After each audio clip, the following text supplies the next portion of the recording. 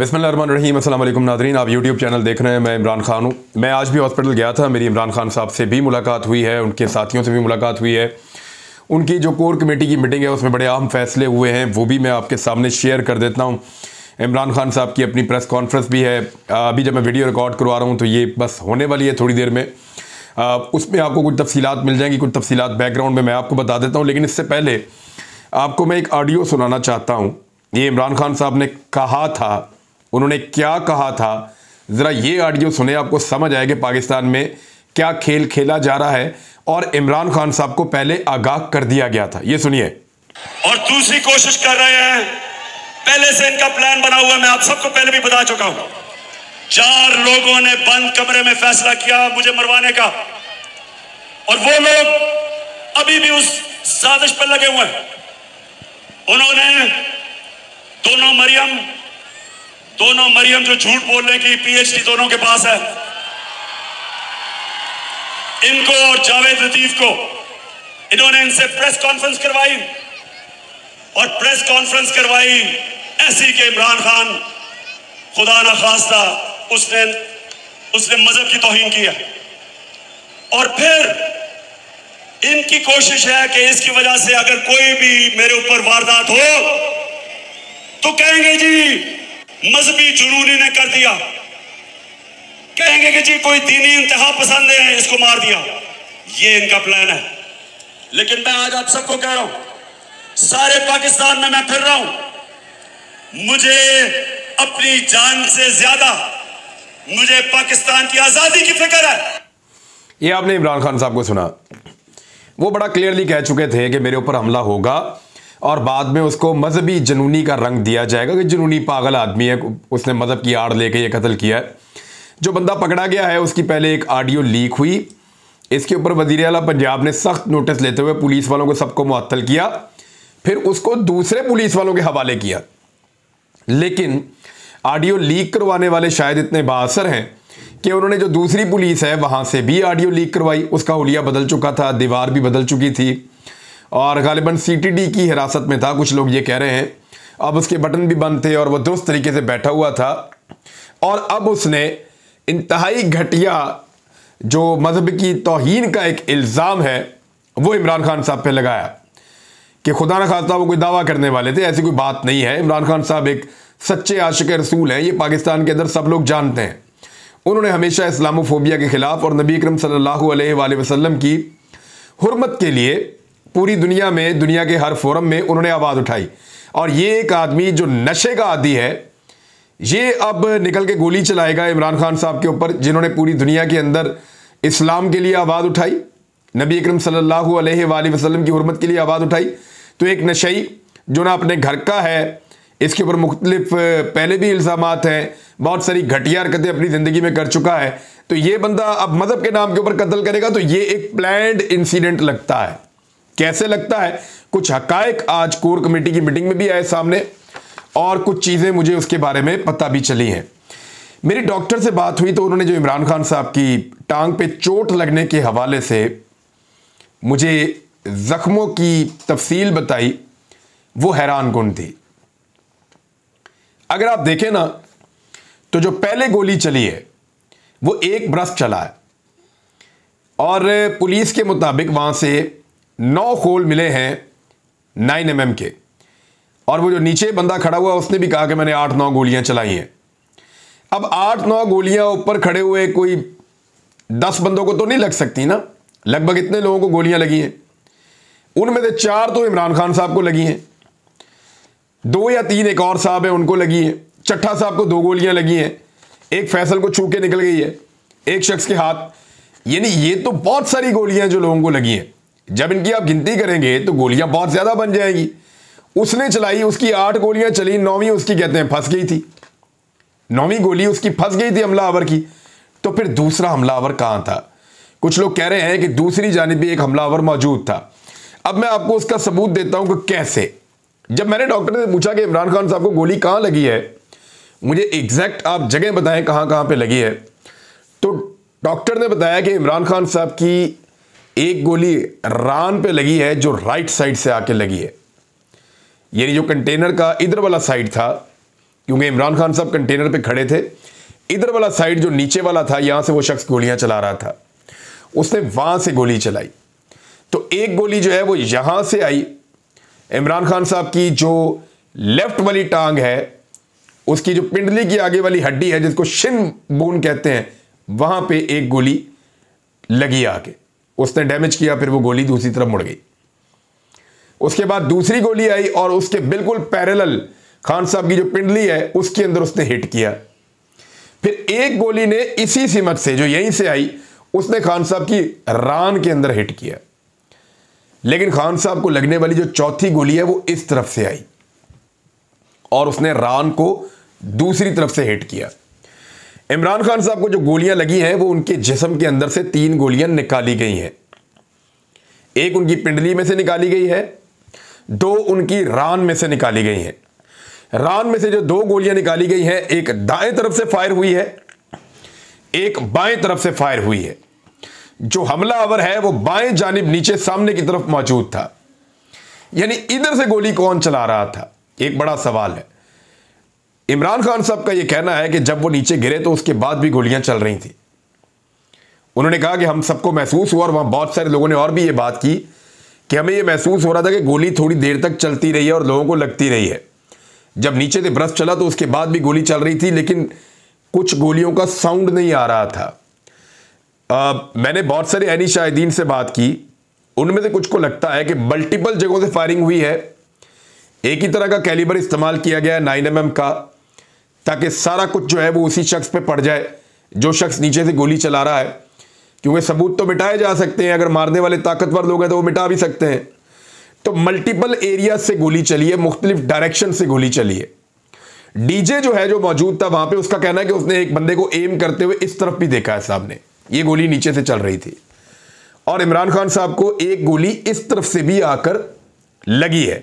इमरान खान साहब के नीचे गिर जाने की वजह से बचत हुई है, क्योंकि इमरान खान साहब का यह मानना है कि उस वक्त ऊपर से गोलियां गुजर रही थी जो कुछ लोगों को लगी भी हैं। अब इसमें एक चीज और है कि अगर ये गोलियां इस तरह चल रही थी तो आवाज क्यों नहीं आ रही थी। तो वहां मुझे कुछ लोगों ने कहा कि अबे कुछ महसूस ऐसा हो रहा था कि गोली आ रही है लेकिन उसकी आवाज नहीं आ रही, गालिबन साइलेंसर इस्तेमाल किया जा रहा था। यानी एक पिस्टल जो नीचे से चला उसकी तो साउंड आ रही थी, उसके अलावा जो इमरान खान साहब की सिक्योरिटी ने जो गोली चलाई उसकी भी साउंड आई, लेकिन जो बाकी गोलियां चली जो लोगों को लगी उनकी साउंड नहीं आ रही थी। वो साइलेंसर लगा हुआ पिस्टल या वेपन जो है उसको इस्तेमाल किया जा रहा था। अब इस तरीके से 9mm की गोलियां चलाई गई हैं, खौल कम मिले हैं, गोलियां ज्यादा लोगों को लगी हैं। इसका मतलब है कुछ ऐसी जगह से भी गोली चल रही थी या ऐसे हमलावर मौजूद थे जो गोली चला रहे थे और साउंड नहीं पैदा करना चाह रहे थे, सिर्फ टारगेट अचीव करना चाह रहे थे। तो अल्लाह ताला ने इमरान खान साहब को दूसरी जिंदगी दी है। अब मजहबी टच देने की कोशिश की जा रही है। यह सिलसिला कब शुरू होता है? मरियम नवाज साहिबा, मरियम औरंगजेब साहिबा, जावेद लतीफ, फिर एक वीडियो एक सहाफ़ी ने भी डाली थी, उसके ऊपर पर्चा भी करवाया गया था। तो एक मजहबी तासुर बड़े अरसे से देने की कोशिश की जा रही है इमरान खान साहब के बारे में, और बहुत नेगेटिव वर्ड्स बोले जाते हैं ताकि किसी भी पागल आदमी को तैयार करके इमरान खान साहब के ऊपर गोली चलवाई जाए, इल्जाम उस पर डाल दिया जाए। टारगेट कोई और समझदार आदमी भी कर सकता है, पिस्टल को साइलेंसर लगा के या अपनी गन को 9mm वाली को साइलेंसर लगा के। अब जो इमरान खान साहब को मैंने आज देखा, मैंने उनको बहुत स्पिरिट में देखा। जितने लोग वहां मौजूद थे उन सबसे ज्यादा अग्रेसिव और बेहतर बॉडी लैंग्वेज इमरान खान साहब की थी अस्पताल में, और वो सबसे ज्यादा एनर्जेटिक भी लग रहे थे।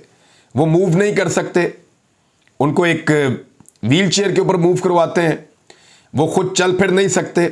इस वक्त उनको गोलियां ज्यादा लगी हैं और उनका खून भी काफी बहा है, लेकिन इसके बावजूद वो हिम्मत करके अपनी पार्टी से भी उन्होंने बात की, लोगों से भी उन्होंने मुलाकातें की, मीडिया से भी उन्होंने इंटरेक्शन की। बाद में जो अभी इनका एक प्रेशर आ रहा है, क्योंकि वहां पे उस वक्त मैं अकेला मौजूद था, बाद में कुछ और मीडिया वालों को भी बुलाया गया था। मैंने जो नोट किया कि इमरान खान साहब बाकी सबको भी मोटिवेट कर रहे थे, और जो कोर कमेटी के अंदर से खबरें हैं मैं आपको बता देता हूं कि एक तो आईजी पंजाब को तब्दील करने का मुतालबा पाकिस्तान तहरीक इंसाफ बहुत शिद्दत के साथ करेगी, और यह तय हुआ कि कैबिनेट के अंदर भी इसको उठाया जाए, और ये आईजी पंजाब नहीं चाहिए, ये जानबूझकर इस केस को खराब कर रहा है। एक मरतबा वीडियो लीक की गई, जब उस वीडियो से काम नहीं बना तो दोबारा नए स्क्रिप्ट के साथ नई वीडियो लीक की गई, और फिर उसके बाद अभी भी उस आदमी की जान को खतरा है। आईजी पंजाब जिस तरीके से चीजें कर रहे हैं ये इंतहाई खतरनाक है, तो आईजी को मूव किया जाए। दूसरा, वजीर आला पंजाब को भी ये कहा गया है कि आप एक तरफ खड़े हो जाएं, और वजीर आला पंजाब जो है मेरी इत्तला के मुताबिक वो एफआईआर के अंदर जो इमरान खान साहब ने 3 नाम दिए हैं उनमें से एक नाम वजीर आला पंजाब निकलवाना चाहते हैं, इस नाम के ऊपर पर्चा ना दें। एक और नाम है जिसको आईजी पंजाब उसके ऊपर पर्चा नहीं देना चाह रहे। तो इस तरह 2 नामों को निकालने की कोशिश की जा रही है। ऐसा लगता है कि सिर्फ राणा सनाउल्लाह फंस जाएंगे, लेकिन आईजी पंजाब एक नाम निकालना चाहते हैं, एक नाम वजीर आला पंजाब निकालना चाहते हैं, लेकिन पाकिस्तान तहरीक इंसाफ और इमरान खान साहब बज़िद हैं कि जो वो कह रहे हैं उसके मुताबिक एफआईआर दर्ज की जाए और इसके तसलसल के अंदर उन सबको भी नॉमिनेट किया जाए जिन लोगों ने ये मजहबी जज्बात भड़काने वाला प्रोपेगेंडा शुरू किया था, और किस तरीके से इस बंदे को और इसके साथ जो दीगर हमलावर हैं उनको कैसे तैयार किया गया था। अब ये कहा जा रहा है कि इसने 20,000 रुपए में ये पिस्टल और गोलियां खरीदी, तो ऑटोमेटिक वेपन नहीं होता कभी भी, इसके अंदर एक पुर्जा लगता है जिससे ये ऑटोमेटिक हो जाता है। ये किसने बंदोबस्त करके दिया, किस तरीके से करके दिया, कौन सी गोली इमरान खान साहब को लगी, कौन सी गोली किस समझ से आई, ये बड़े बड़े सवालात हैं। और अभी एक और सीनियर ऑफिसर को भी इमरान खान साहब मेरी इत्तला के मुताबिक उनके ओहदे से हटाने का मुतालबा करेंगे। पुलिस ने तकरीबन तमाम सबूत खत्म कर दिए हैं, यानी जो मुजरिम है उसके 2 बयानात मंजर आम पे आ चुके हैं और उसको पूरा सफाई का मौका दिया जा रहा है, और मीडिया के अंदर ये तासुर फैलाने की कोशिश की जा रही है, यानी पीटीवी पे बाकी हर जगह पे जानबूझकर चलाया जा रहा है उसका बयान, और इमरान खान जिनको गोलियां लगी हैं उनका बयान चलाने पर पाबंदी है, लेकिन मुजरिम का बयान टीवी के ऊपर बार बार चलाया जा रहा है ताकि वो प्रोपेगेंडा जो तैयार किया गया है ताकतवर लोगों की जानिब से वो पूरी तरह से किया जा सके। अच्छा, इसके बाद आपने एक और चीज पे गौर किया है, पाकिस्तान में जिसकी भी एस्टेब्लिशमेंट से मुखालफत हो जाए वो मजहबी तौर पे एक्सपोज हो जाता है बहुत बुरी तरह, और उसके ऊपर कोई ना कोई मजहबी जुनूनी हमला कर देता है। यानी अगर आप देखें तो कायद आज़म पे ऐसे इल्ज़ामात लगे, आप देखें कि फातिमा जिन्ना साहिबा पे ऐसे इल्ज़ामात लगे, आप देखें जुल्फ़िकार अली भुट्टो, बेनज़ीर भुट्टो, उनके ऊपर भी इसी तरह से मजहबी जुनूनियों के हमले और ये सारी चीज़ें हुई, और उसके बाद ख्वाजा आसिफ एहसन इकबाल के साथ भी यही हुआ, और अब जो है ये सिलसिला इमरान खान साहब तक पहुंच गया है बदकिस्मती से। एहतजाज इमरान खान साहब का अब शिद्दत इख्तियार करता चला जाएगा, वो अब बंद करेंगे आहिस्ता आहिस्ता बाकी इलाकों को भी, और मेरी इंफॉर्मेशन के मुताबिक इस्लामाबाद को बंद करने के लिए भी तैयारियां की जा रही हैं कि जो 7 रस्ते इस्लामाबाद की तरफ आते हैं उन तमाम के ऊपर पाकिस्तान तहरीक इंसाफ चारों तरफ से बंद करना शुरू कर दे। इमरान खान साहब को कुछ दिन लग जाएंगे सेहतयाब होने में, मैं आपको ये भी बता देता हूं, मेरी इंफॉर्मेशन के मुताबिक 2 हफ्ते कम से कम इमरान खान साहब को प्रॉपर तरीके से मूव करने में या वापस पॉलिटिकल एक्टिविटी में आने में मुझे लगता है लगेंगे, लेकिन उनको बहुत जल्दी है इमरान खान साहब को, और वो बार बार अपने डॉक्टर से भी सुबह से यही पूछ रहे थे कि मैं कितनी जल्दी मूव कर सकता हूँ, कितनी जल्दी जा सकता हूँ, मैं कितनी जल्दी अपने लोगों को वापस ज्वाइन कर सकता हूँ, वो ये बात जानना चाह रहे थे, लेकिन डॉक्टर उनको लगातार मना कर रहे थे कि एक तो उनकी एज इमरान खान साहब की ज़्यादा है और ये ज़ख्म भी बहुत ज़्यादा लगे हैं उनको, तो रिस्क नहीं लेना चाह रहे डॉक्टर्स। अभी लीडरशिप की हालत ये है पाकिस्तान तहरीक इंसाफ की कि सारी सारी अस्पताल पहुंच गई थी, बजाय इसके कि वो एहतजाज करते पुरअमन और इसके अंदर हिस्सा लेते, वो सारे अस्पतालों में पहुंच गए। तो यहां पाकिस्तान तहरीक इंसाफ में मैंने एक बात नोट की है कि टॉप से लेके नीचे तक एक ऊपर इमरान खान है और नीचे पब्लिक है, बीच में ज्यादातर लोग फारिग हैं। कुछ लीडर्स हैं जो लीड करते हैं, लोगों को आगे बढ़ते हैं, काम करते हैं, लेकिन ज्यादातर लोग ऐसा लगता है फारिग हैं, ना वो बात करना चाहते हैं, ना वो बात कर सकते हैं, ना वो जुर्रत का मुजाहरा कर सकते हैं, ना वो मुकाबला कर सकते हैं, ना वो पब्लिक को लीड करना चाह रहे हैं। यानी ये एक अजीब सी सूरत हाल जो है वो मैंने खुद देखी कि लोग चाह रहे हैं कि वो यहीं पे मौजूद रहे अस्पताल में और इमरान खान साहब को अपनी शक्ल दिखाते रहें और वो अपने नंबर टांगते रहें, लेकिन ये वो सारे लोग हैं जो अपने अपने इलाकों में अच्छा खासा एहतजाज कर सकते हैं, लेकिन वो लोग वहां नहीं गए। जितना भी एहतजाज हो रहा है पब्लिक अपने तौर पे कर रही है, लोग अपनी मदद आपके तहत बाहर निकल रहे हैं और लगातार एहतजाज कर रहे हैं। असद उमर साहब को भी बैन कर दिया गया टेलीविजन के ऊपर आने पे, और हुकूमत अब इल्जामात लगा रही है कि ये सब कुछ जो हुआ है इसका रीजन जो है वो इमरान खान साहब खुद हैं। इमरान खान साहब ने वैसे ये कह भी दिया है कि अगर मुझे डॉक्टर आज इजाजत दें तो मैं आज ही अपने लॉन्ग मार्च को आगे की तरफ बढ़ाऊंगा। बहरहाल ये मजहबी कार्ड इस्तेमाल करने की कोशिश की जा रही है। ये बहुत बदकिस्मती है पाकिस्तान में, जब इस तरह की चीज़ें आप करते हैं। जैसे श्रीलंकन एक शहरी, उसकी भी यहाँ पे हलाकत हो गई थी। अगर ये वाक़यात होंगे तो फिर पाकिस्तान में कौन आएगा इन्वेस्टमेंट लेके? पाकिस्तान के अंदर कौन चाहेगा कि वो यहाँ पैसा लगाए और यहाँ कारोबार करे? तो ये बात पाकिस्तान के इदारों को और पाकिस्तान के कर्ता धर्ता जितने भी लोग हैं, स्टेक होल्डर्स, उनको ये बात सोचनी पड़ेगी कि पाकिस्तान को किस तरफ धकेला जा रहा है। लोगों का एहतजाज, मेरी बात याद रखिएगा, कि शिद्दत इख्तियार करता चला जाएगा आने वाले दिनों में। अब इसका सलूशन पाकिस्तान की एस्टेब्लिशमेंट के पास है कि वो कब तक इस हुकूमत के साथ अपनी एल्फी लगी रहने देती है। जिस वक्त उन्होंने एल्फी निकाली तो ये ताश के पत्तों की तरह बिखर जाएगी और पाकिस्तान ऑटोमेटिकली इलेक्शन की तरफ चला जाएगा, जो इमरान खान साहब की डिमांड है। अब तक के लिए इतने, अपना ख्याल रखिएगा, अपने इस चैनल का भी। अल्लाह हाफिज़।